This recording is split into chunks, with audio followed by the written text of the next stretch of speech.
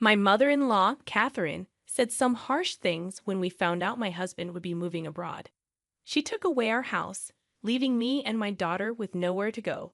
Feeling lost, I went to the park with my 2-year-old.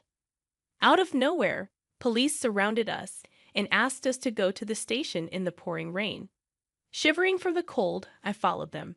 At the police station, I was surprised to find Emma, a 35-year-old woman, waiting for me. She shared her story of meeting her husband, Bob, at work, getting married, and having a daughter named Lily. Emma, Bob, Lily, and Catherine, my mother-in-law, lived together in a new apartment. They initially rented, but after Catherine's husband passed away and she had knee problems, they bought an apartment for better accessibility. They considered a house but opted for an apartment with an elevator. They made a down payment and took out a 35-year loan. Bob's company doesn't usually transfer employees often, but since we bought our house, they assured us he wouldn't be moved anytime soon. However, he ends up traveling for work almost every week to different states. With a 2-year-old daughter, I get stressed when he's away. Initially, Catherine, my mother-in-law, was helpful, but now she doesn't assist with childcare and even adds to my workload. She leaves dishes around without cleaning them, and even when I ask her to rinse them, she just apologizes without taking action. Interestingly, she rinses the dishes when Bob is around, and I only noticed recently. I used to think it was okay since she occasionally helped, but now I believe she's intentionally making things difficult for me. She also plays games, like asking if I need anything from the store and later saying she actually did. This happens frequently. Despite her knee problems, I wanted to help her, but my willingness to assist is fading. I considered talking to Bob, but I didn't want to stress him more. Catherine's behavior started when we began living together and has continued for years. A friend suggested it might be a form of bullying and advised talking to Bob. However, I feared that involving him could lead to Catherine being placed in a facility since she has no other relatives. I considered enduring it until an event changed my perspective. That day, I had intended to drop off Lily at my parents' place. They adore having Lily over for sleepovers. During our chat, they suggested I stay over sometimes too. Although I'd love to, my concern for leaving Catherine alone held me back. After a brief visit, I decided to head back to the apartment where Catherine was waiting. Upon reaching there, I realized I had left the keys at home. Despite my initial worry, I remembered Catherine was at home, so I rang the intercom. However, there was no response to the room number I dialed. Wondering if she had gone out, I decided to wait outside. 2 hours passed with no sign of Catherine. It was 7 p.m., and darkness had set in. Just then, another resident arrived, and I entered with them. Knowing Catherine rarely went out at night, I was confident she was at home. With that belief, I pressed the intercom button outside our apartment. Though I heard the ding-dong sound, there was still no response. Waiting by the door, I eventually heard a faint sound from inside, confirming Catherine's presence. Despite trying the intercom several times, she refused to come out. Feeling defeated, I spent the night at a nearby motel, planning to return when Bob came back from his business trip. What happened? Out shopping, actually. I explained to Bob that Catherine had locked me out. He was rightfully upset on my behalf, but Catherine casually attributed it to her hearing loss, saying, "Maybe I didn't hear because of my hearing. I'm getting old, you know," with a hidden smirk. Glad to be back inside, I grabbed my keys and went to pick up Lily from my parents' house. When I discussed the situation with them, they offered support, saying, "Sounds like she's giving you a hard time. If it becomes too much, you're always welcome back here. Remember, you're our precious daughter." Their comforting words brought tears, but I quickly wiped them away in front of Lily and headed home. Things were quiet with Catherine for a while, but suddenly, Bob's permanent international transfer was confirmed. Despite just buying a place, he asked, "What do you think about staying in the U.S.? Can you handle living with my mom?" Unable to answer immediately, considering potential stress for Lily, I eventually decided it would be best for us to stay in the U.S. Shortly after this decision, Bob had to leave for Europe. Though he was concerned, work kept him occupied, so the life of me, Lily, and Catherine was about to begin. Living with Catherine took a turn for the worse once Bob left for Europe.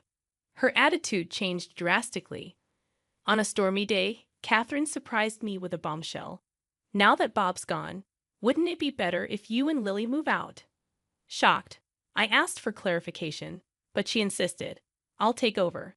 I can't relax with strangers in the house. Please leave right now." I couldn't believe her audacity. While it's true we aren't blood relatives, I've always tried to make our living together comfortable, treating her like family. Yet to Catherine, it seemed we were merely an afterthought. Considering going back to my parents' place, Catherine urged me to leave immediately. Before I knew it, Lily and I were thrown out, dressed as we were. Despite my pleas, Catherine refused to open the door. Lost and confused, I carried Lily through the pouring rain to a nearby park, hoping its roof would offer some shelter. Ideally, I would have checked into a motel or returned to my parents' place, but I left my wallet and phone inside the house. Feeling helpless, I sat in the park, trying to figure out our next move. Time passed in the torrential downpour, and overwhelmed by fatigue and cold, I began to doze off. It was dark, and despite the summer, the cold was biting. As bad as things were, the only option seemed to be a 3-hour walk to my parents' home. While pondering our situation, I noticed 2 distant lights approaching through the rain. Despite the obscured visibility, I could tell they were police officers. Hoping for help, one of them called out, "Are you Enma? And is this little one Lily?" Surprised they knew our names, I weakly confirmed, "Yes, that's us." The officer then requested, "Please come to the station with us." Perplexed, I questioned, "Why the police station?" Unsure if something was wrong, I complied as they urged Lily and me into the patrol car. We were freezing, but the officers had brought large towels and assured us, "You might need these. We've got spare clothes at the station for you." Curious about how they knew about us and the reason for heading to the police station, I asked, "How did you know where to find us?" Their response was, "We'll explain everything once we're back at the station. For now, just try to relax." Exhausted, I soon dozed off and woke up to find we had arrived at the police station. Inside, to my surprise, I saw Catherine and my uncle. "Uncle, what are you doing here?" He explained that Bob had contacted him. "Bob suspected you might be having issues with his mom, and since he's abroad, he wanted me to keep an eye on things for him." My uncle shared that Bob had talked to him about this issue previously, asking him to keep an eye on things since he couldn't be there himself due to being overseas. He had seen us in the rain earlier and considered taking us in, but Catherine's extreme behavior prompted him to report it to the police. That's how the officers knew our location and came to our aid. Catherine, sitting on a sofa at the police station, glared at me, seemingly unaware of the reason for her presence. She argued, "Why do I have to be here? I have a bad knee. If Bob were here, this wouldn't be happening." Despite her protests, the situation arose from Bob seeking my uncle's help. In discussions with the police, the possibility of legal implications emerged, leading to the suggestion that I consider hiring an attorney. Catherine dismissed it, saying, "An attorney? That's an overreaction. I just locked the door, that's all. I didn't do anything else." My uncle defended us, highlighting the severity of Catherine throwing us out in torrential rain. He asserted that, in fact, I was the rightful owner of the house. Catherine believed Bob was the owner, but she was mistaken. My uncle, running a real estate business, had arranged a great deal on a condo for us, recommended by Bob. The property was put under my name, a decision I had been indifferent about initially but now appreciated. Following my uncle's counsel, I opted to hire a lawyer.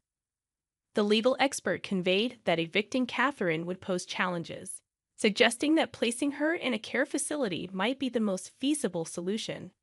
Upon learning this, I promptly called Bob to provide an update. Bob, caught off guard by the escalation of the issue, expressed his desire to return from Japan for a thorough discussion. He mentioned considering the option of placing Catherine in a facility. Unaware of these developments, Catherine, still at the police station, casually snacked on crackers. Unable to return home with her, I decided to seek refuge at my parents' place until Bob's return. With Bob expected back in a week, I had some time to contemplate our next steps. If Bob didn't stand by me, divorce seemed like the only recourse. Regret lingered, wishing I had sought advice sooner. A week later, Bob returned from Europe, and I moved back home from my parents' place. Due to the urgency of his return, Bob had limited time in Japan before going back to Europe, so we needed to discuss our next steps. I heard some things from Emma's uncle. Is all of that true? Catherine stubbornly denied any wrongdoing, claiming it was all lies and that I was plotting to evict her.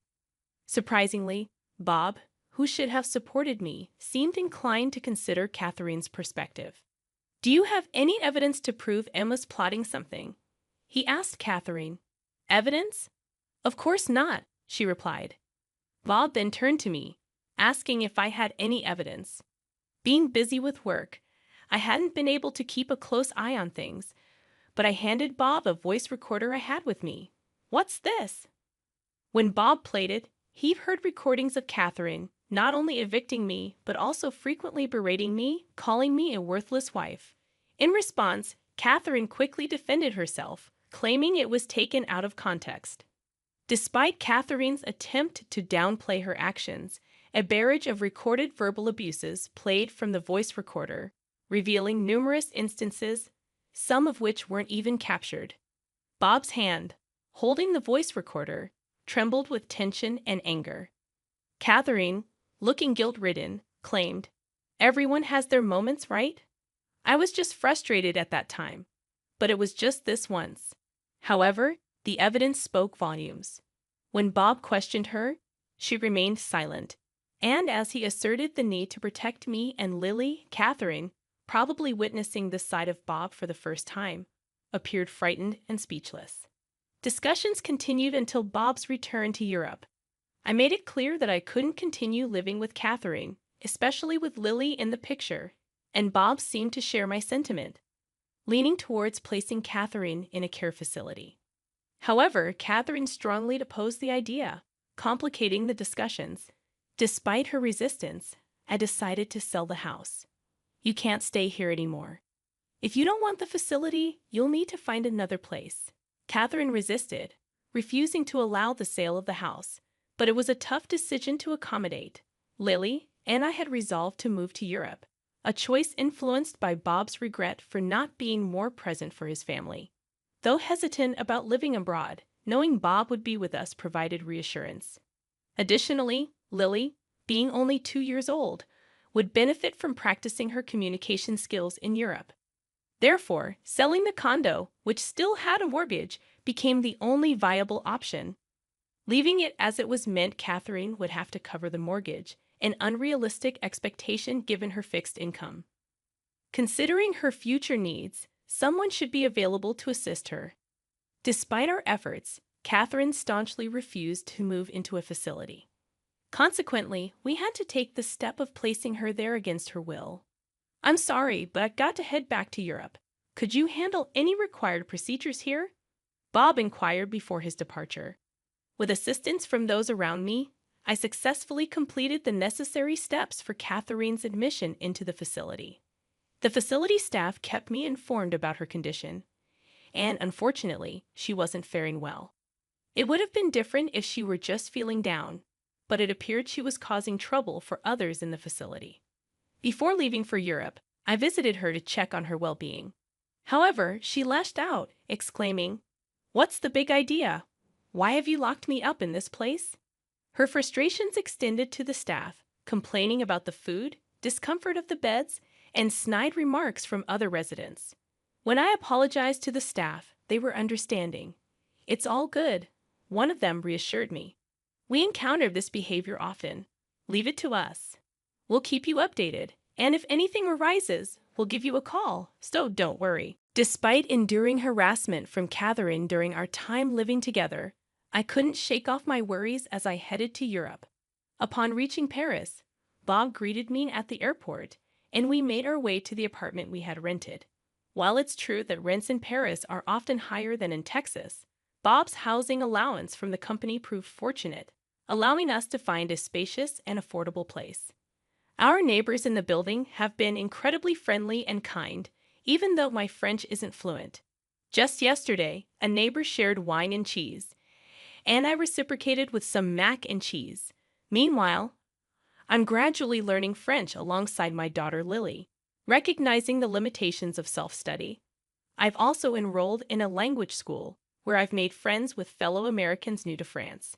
Life in Paris is truly enjoyable. Back in the States, my constant concern for Catherine often hindered my enjoyment during outings with friends.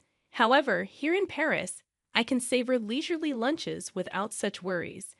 The only current concern is Lily, who is still too young for kindergarten. Typically, children here start kindergarten at 5, so I hope Lily picks up enough French by then. Thankfully, she seems to be catching on quickly. Once Lily starts preschool, I'm contemplating getting a job. Although Bob is okay with me staying at home, the experience of living in Paris has sparked a desire to explore more opportunities. Making friends with a waitress at a nearby cafe, I learned there might be a job opportunity there. The cafe is not only popular among the American community, but many customers are also learning English. While challenges may arise, our communication has improved since coming to France. I feel more confident expressing my feelings, and no matter what lies ahead, I believe we'll face it as a family. Right now, I'm experiencing a level of happiness I've never felt before.